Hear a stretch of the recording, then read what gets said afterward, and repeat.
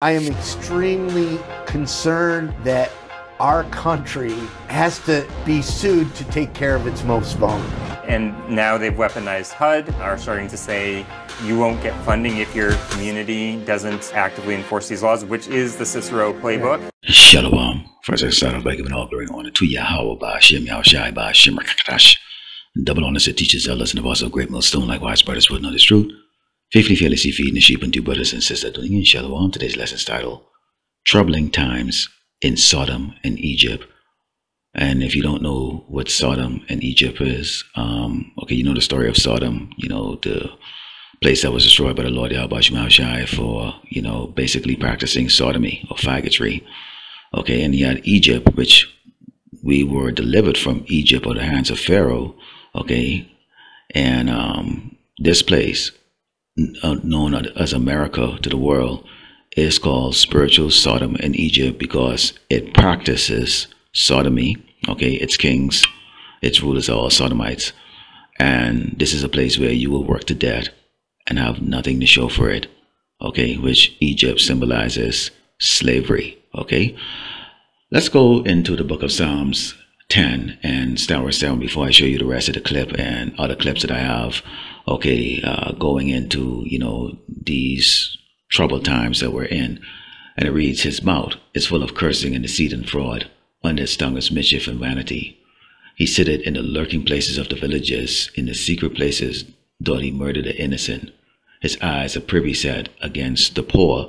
And what you're going to see with the rest of this clip is what we've been always talking about, that they're not going to help Jakes, okay, so-called blacks and Americans and Latinos. And they're not even going to help, okay, the Edomites, okay.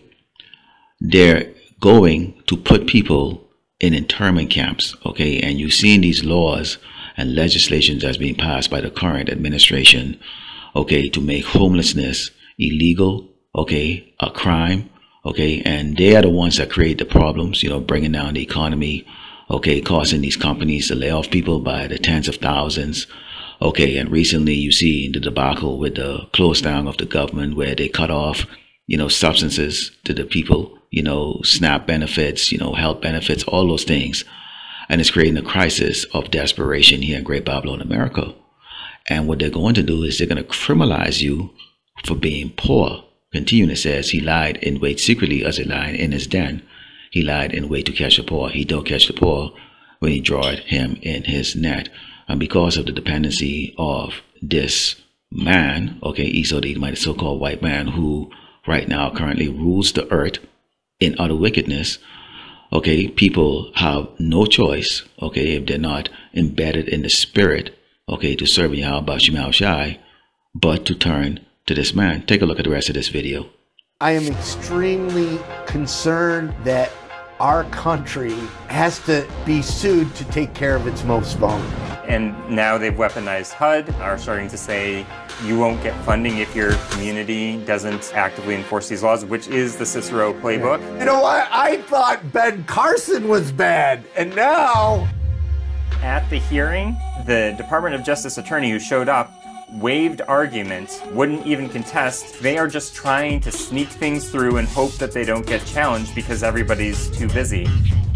They passed a plan for a 1,300 person megatent camp 7 miles outside of downtown in the middle of nowhere, no public transportation, no voluntary entry or exit. They say some of these units are going to be work conditioned housing, which to me means forced labor. It still feels hyperbolic to say Trump is planning to put people into internment camps, even though he ran literally on that platform and said it outright. That's exactly what he means. When do people wake up? We need to behave as if there are going to be internment camps for people who just can't pay the rent, because if we don't stand up and fight it, there will be.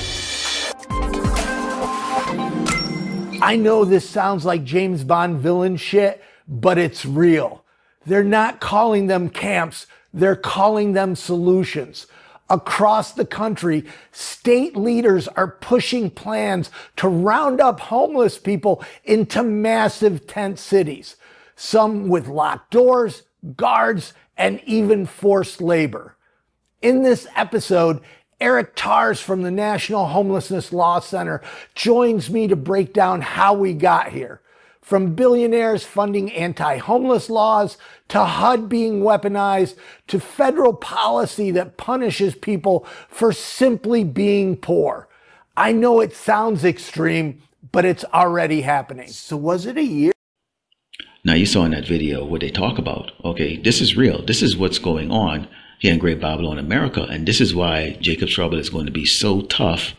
Okay, you're going to have men becoming almost like women. In fact, let's go to Jeremiah 30 and start at verse 6 before I show you another clip that's going to emphasize what this scripture is talking about, because you're going to see how people, okay, who have been conditioning or been conditioned to meeting the standards of Great Babylon, America, don't have answers when they are in a crisis. It says, ask ye now and see whether a man doth travail with child. Let's take a look at the word travail before we move any further. And it means engage in painful or laborious effort, okay? And that could be in the mind, and that also is a physical effort, okay? As you struggle here, you struggle to make it, you struggle to try to make ends meet, you struggle to try to better yourself, you struggle to try to meet the standard that has been set for you to achieve, okay? Which for some of us, or most of us, it cannot be achieved, especially for the children of Israel.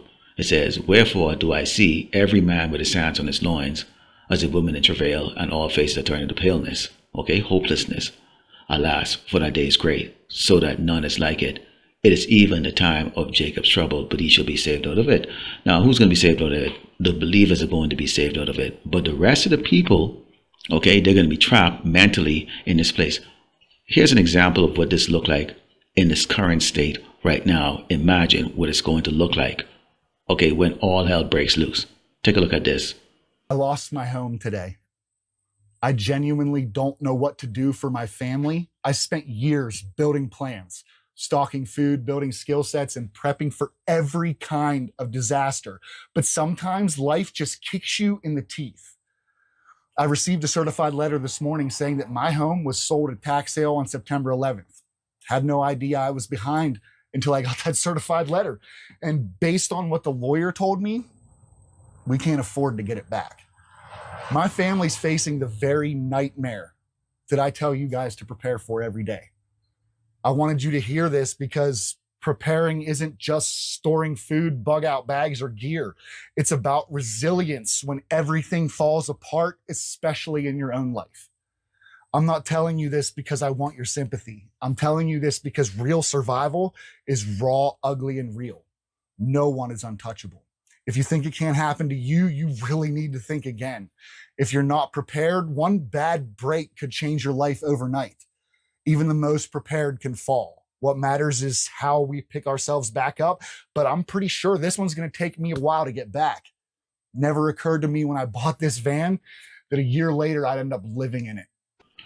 And as you saw in that video, okay, he's talking about what is he going to do. So he had planned all these things, you know, stocking up food, stocking up all this other stuff, and just out of the blue, a tax that he hadn't paid, you know, for over a decade, caught up with him with a lot of interest, and now they took his home because he cannot pay, okay, that debt that he owes. And just like that, his life went from all that plan and all of that, this is what I'm going to do, you know, I'm going to do this, I'm going to do that, to suddenly now, okay, he's living in a van and he has no answers for his family.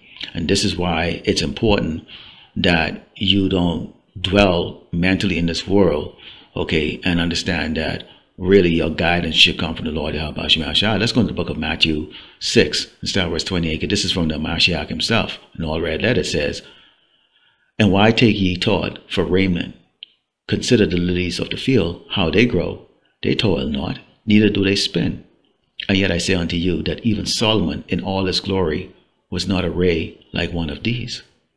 Wherefore, if power so clothe the grass of the field, which today is and tomorrow is cast into the oven, shall he not much more clothe you, O ye of little faith? So we should have faith, okay, not worrying about the fact that, you know, the adversary Esau is going to make things so difficult that you're not going to be able to sustain your life here in Great Babylon, America. Okay, you know, you're gonna lose things, your car, okay, your house, okay, your apartment, whatever it is that makes your life comfortable.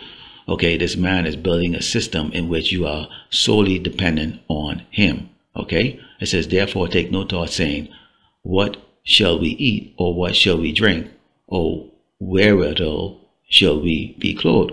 Because as a part of the hope of the elect, we are going to have to give up things, okay, just like that, because of the fact that there's going to be a requirement, okay, from this man when he is offering help, such as the MOTB, which we know taking that means certain debt. Okay, so we're going to have to give up things and say, okay, I have to, you know, the term that's used in the world is go off grid, so to speak. Okay, now if you have the ability to have a lot of things to take off grid with you might have that ability to do that.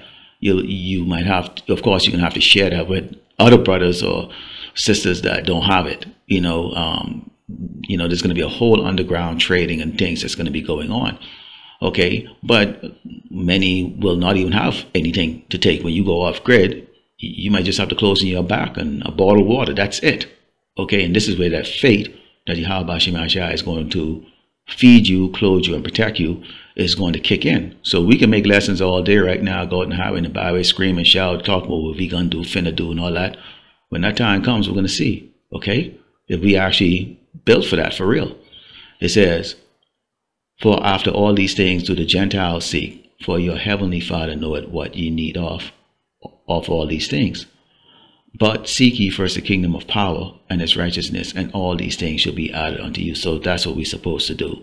Okay, so in the times right now where people are still trying to recapture their old glory days and have fun and do all these things like that, okay, it's not to say that we don't do things, you know, eat dinner or go to a movie or whatever the case is like that. But they're still looking to recapture the glory days of Great Babylon, America, when things was great. And so they prime their ear to listen to every word that's coming out of the oppressor's mouth. Okay, we on the other hand, okay, our mind and our body is given over to Yahweh Shemashah to do this work, okay, and to serve him, no matter what the cost is going to be. It says, take therefore a new thought for tomorrow shall take thought for the things of itself. Sufficient unto the day is the evil thereof. Okay, so this is the fate that we have. Okay, now you see that the video I showed you, okay, you know, the guy, he's spazzing out, and that's what's going to be, you know, the mindset of everybody. This is why you're going to see how men are going to, you know, their hands is going to be in their loins as a woman in travail, because they're going to feel worthless, like they're not a man and all the other stuff. And that because they don't understand there is nothing you can do. This is a judgment from the Lord Yahweh Shemashah coming on this wicked kingdom, and he's simply using Esau, okay, who is in a position of power, to execute those judgments. It's just that simple. There's nothing you can do about it. But if you care what the world think about you, and you know, feeling worthless and not understanding that this is a good thing, you know, that's going to be taking place, you know, especially if you're not part of the world, okay, then you're going to be, you know, piercing yourself with unnecessary trouble. Let's go to 2 Ezra 16 and start with 71, okay? Because these two verses I'm going to read, you could actually make a movie out of this. If you have a good imagination and a budget, you actually can. Okay, you can make a movie out of it. It says, they should be like madmen, sparing none, but still spoiling and destroying those that fear the Lord. Salaki, let me start from verse 70. It says, for there shall be in every place and in the next cities a great insurrection upon those that fear the Lord. They shall be like madmen, sparing none, but still spoiling those that fear the Lord. For they shall waste and take away their goods and cast them out of their houses. So that's eviction notices, SNAP benefits, and they're going to kick you out. It's not your house. Okay, you can't pay the mortgage, you're out of your house. You can't pay rent, you're out of your house.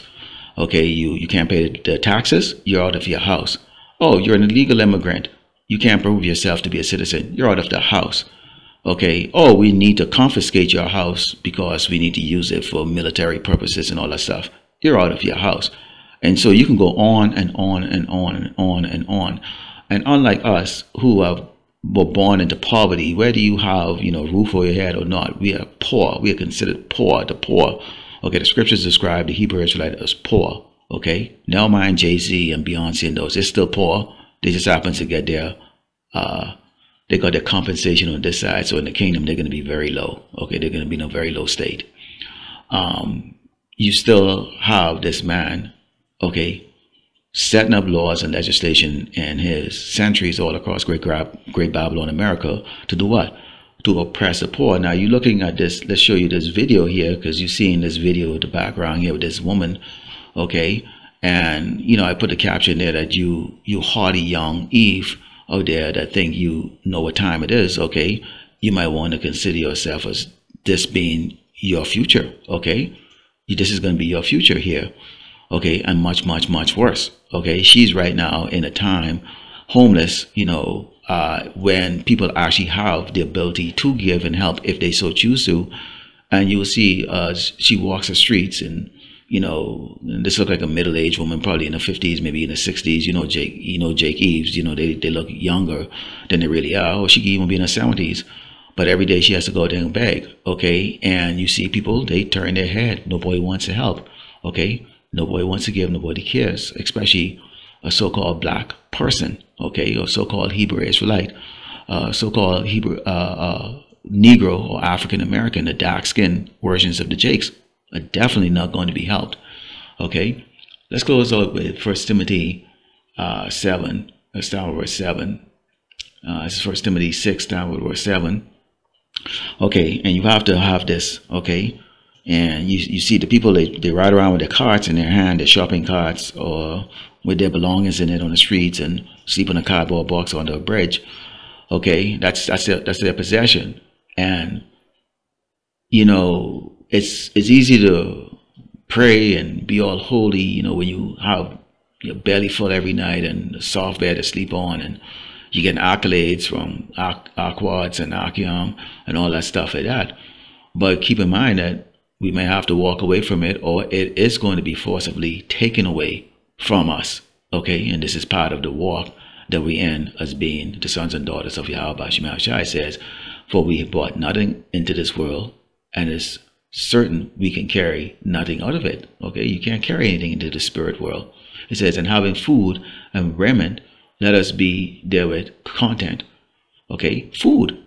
That's one of the most important things, man. Food. I know it's very important to me. Okay, and in my household, food is a very important thing. Okay, so for food, it says, but they that will be rich fall into temptation and a snare, and into many foolish and hurtful lusts, which drown men in destruction and perdition. So who do you think is going to have a harder time to deal with 2nd Ezra 16, starting verse 70 in these different cities? And you know, when they're changing the laws and saying, screw you, we don't need you no more. It's one of the brothers went out the fact that they're bringing robots now to entertain people and do all this other stuff. So no, these rappers are not going to be any use to Esau anymore, because they got AI that can actually rap now and all this other stuff. So, you know, when they come after Jakes, okay, no matter what position you're in, you know, Oprah Winfrey, Michael Jordan, all that stuff like that, they're going to fall into that snare. They're going to do whatever it takes to keep that status, or be Esau's little pet,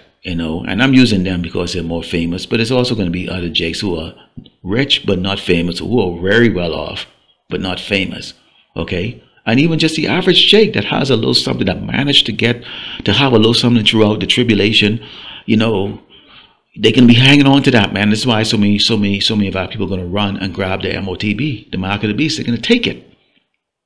They can do whatever it takes to sustain themselves here in Sodom and Egypt. It says, and having food and raiment, let us be therewith content. They're not content with just food. But they that be rich fall into temptation and a snare, and into many foolish and hurtful lusts, which drown men in destruction and perdition. For the love of money is the root of all evil, which while some covet after, they have erred from the faith and pierced himself through with many arrows. We don't want to be like the guy in the video that lost his house, and you know, all he's thinking about, not one time that he mentioned about, you know, can the Lord get me out of this? They're not thinking that way. You're not. These people who have money and the people in the world, they're not going to be thinking about that. And this is why, if you have it, you have it. If you don't, you don't. Okay. And let me bring out something here, if I could find it here. okay, where it talks about if riches increase, okay, and I'll bring it out here. It says, trust not, this is Psalm 62, and 10 it says, trust not in oppression, don't trust in Esau's system, and become not vain in robbery. If riches increase, set not your heart upon them. It's okay to have money, pay your bills and all that stuff, but don't just think, just one day, you know, 2nd Ezra 16 is going to come into play, okay? And you know, you can be as pilgrims on this, in Great Babylon, America, you know, Lord willing, we get beam up in that chariot and get to watch the destruction of our enemy, okay? So this has been troubling times in Sodom and Egypt. Lord willing, the elect was edified. Let goes by giving all glory and honor to Yahweh, Ba'ashem, Yahushai, Ba'ashem, Rakakadash, Shalom.